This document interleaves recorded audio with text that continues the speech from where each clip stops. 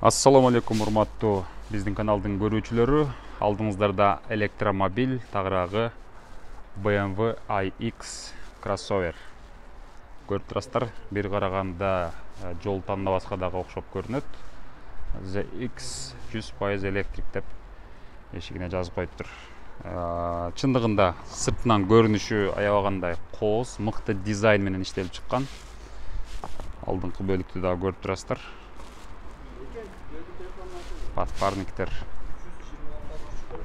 аябагандай мыкты көрүнөт. Ал эми эшиктин үстүндөгү рамкасы жок.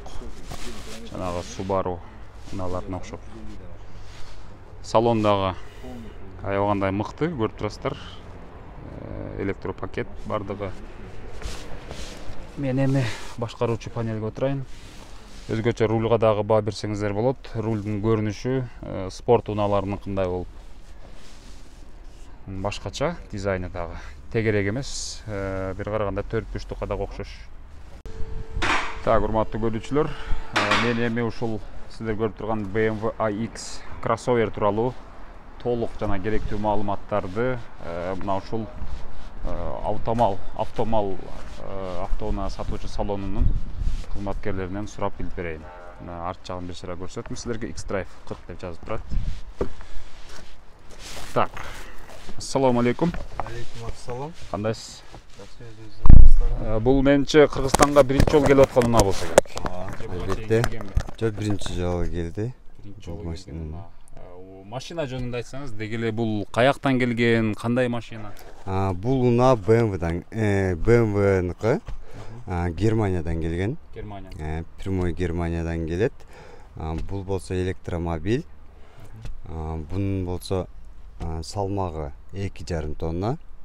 Заряды толук болгондо 350 километрге жетет. Бир заряд менен. Бир заряд менен. Эгер трехфазкада заряд болсо, анда 30 минутада заряд болот. Быстрый зарядкада. Быстрая зарядкада. Эгер жөнөкөй 220 вольт болсо, анда 6 саатта заряд болот.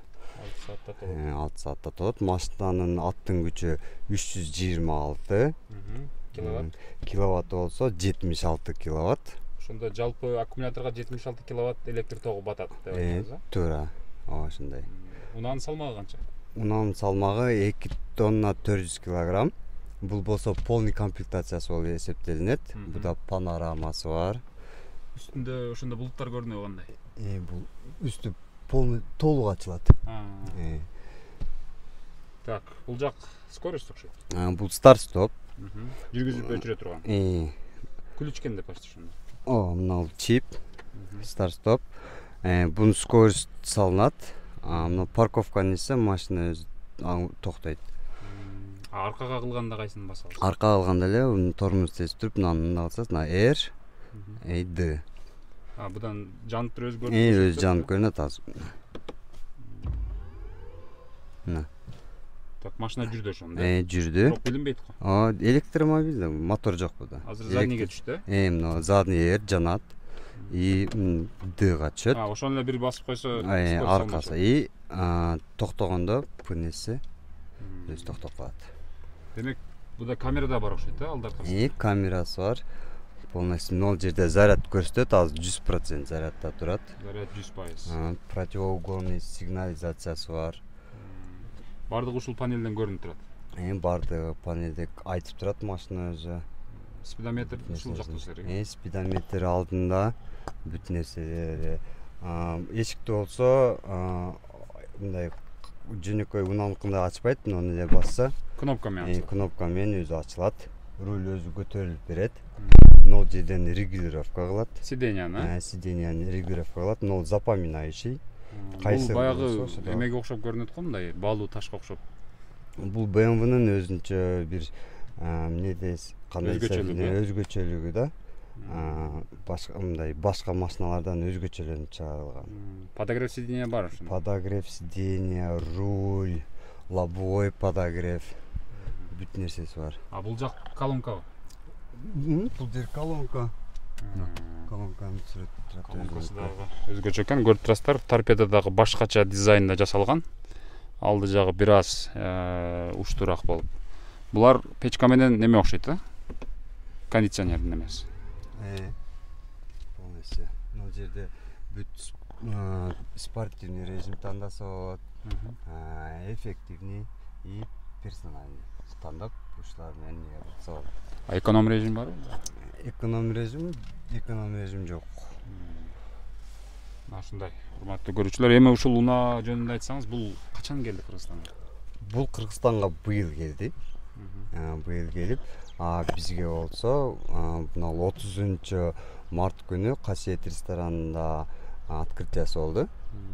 Бизге азыр 4 машина келди.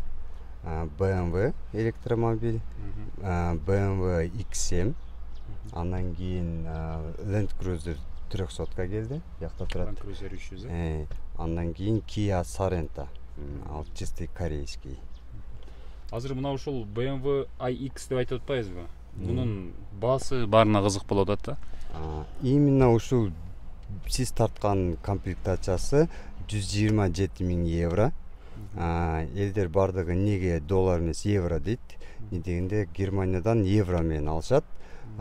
Чтоб доллар менен сатып, валютадан ойнобош үчүн прямой эле евро менен алып, евро менен машинаны сатышат. Текущий курс евро менен сатылат да? Ооба, кайсыл национальный банкта кайсыл валюта болсо ошо менен сатылат. Так, бул машинадагы дагы бир артыкчылыктар жөнүндө айтсаңыз, салмагы канча мунун? Салмагы 2 тонна 400. 2 тонна 400. 400 килограмм. Багындай жол тандабасына окшогон кроссовер деп атпайбызбы? Перевалдарга кандай? Перевалдарга абдан жакшы. Машина болсо жакшы тартат. Жүрүшү. Рулдун дизайны мындай неге тегерек эмес башкача да? Же бул спорттук унаанын белгиси болгон? Бул BMW-нын дагы бир өзгөчөлүгү, башка машиналар, башка унаалардан карагандачы, мындай жөнөкөй унаалардыкы алардыкы тоголок болсо, бунун үстүнө дизайнерлер азыр дизайнерлер ушуну ойлоп табышкан. Не дегенде азыр билесиздер, ар кандай машина бар, Mercedes, Honda, Toyota. Ар машина өзүнүн дизайнерлери машинаны өзгөчөлүп, элге башкача кылып тартуулаганы аракет кылып жатат. Жаңылык жаратыш керек тең. Мына ушундай урматтуу көрүүчүлөр, көрүп турасыздар, бул жерде аваринка, регулировка, печка, кондиционер. Мына жер компьютерде бүт нерсеси чыгып турат. Например, под давлением в шинах осторожно остановиться дейт. Бул уже предупреждение берип атат. Жери чыгып калат депчи. Жери чыкканын айтып турат машина. Мына газ, тормоз педальдар көрүп турасыздар. Биякта ачса болот?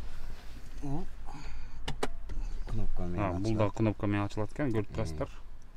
Кайра жапканда эки чекесинен кармап туруп жабып коет. Аркасынан да мына регулировка болсо болот. Арканкы кондиционерди аркадагы адам өзү башкара берет экен, ошондой. Кондиционер, подогрев, бүт нерсени аркада башкарса болот. Бу да бир нерсе бар, шкатулка. Бул адамда аркада как бизнес-класс. Стакан койгон го. Стакан койгоч. Полностью салон кожаный. Багажды ачып көрөйлү.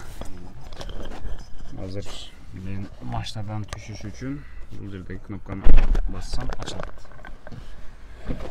Так, багажды кантип ачасыз ошондо? Багажды 2 менен ачылат. Пульт менен дагы, пут менен дагы ачылат экен да? Өзү автоматически ачылат. Мына машинанын арканкы бөлүгү, жүк канасы, тагыраагы. Өзүнүн комплектациясы бул. Насосу. Зарядник. Зарядник. Көрсөтүп койсоңуз болобу зарядникти? Зарядник. Обычный 220 бул, Бул жок, бул трехфазканыкы. Быстрыйбы? Мынау 220 болот. Полностью комплектациясына берилет. Мунун астында дагы бар окшойт, бирдек. Бул астында болсо, машинанын өзүнө керектүү нерселери бар. Полностью комплектациясы. Бул жерде болсо заряд кыла турганы, полиптери. Бул жада терең экен. Мына ушундай ичкерки тарабында дагы кичинекей стоп көрүп турасыздар. Заряд түшө турган жерлер кайерлер? Так, бул жак окшойт, Бакта да. Мына трехфазка. бул 220. 220 вольт. Үстүнкүсүнө сайса 20-30 минутада, алдына сайса 6 саатта заряд алат. Бул кроссовердин дөңгөлөктөрү дагы чоң экен, көрүп турасыздар, 22 размер. AX. Мен арканкы салонду дагы ачып көрсөтөйүн. Бардык эшиктерди көрсөңүздөр болот. Үстүнкү рамкасы жок, спорттук унааларга окшоп, терезе түшкөндөн кийин бул өзүдө калат. Артында болсо көрүп турасыздар, биз жана багажды ачып көрсөттүк. Ичи дагы үстү толук панорама. Алдыңкы эки олтургучтун арткы тарабы дагы мына ушундай. Бул жерде Type-C зарядниктер түшөт окшойт, а? Зарядник түшө турган жерлери бар экен, көрүп турасыздар. Бул жактагы бир нерсеси окшойт. Бул болсо жанагы айткан регулировка кондиционер, печка. Мына ушундай. Арты дагы аябагандай мыкты.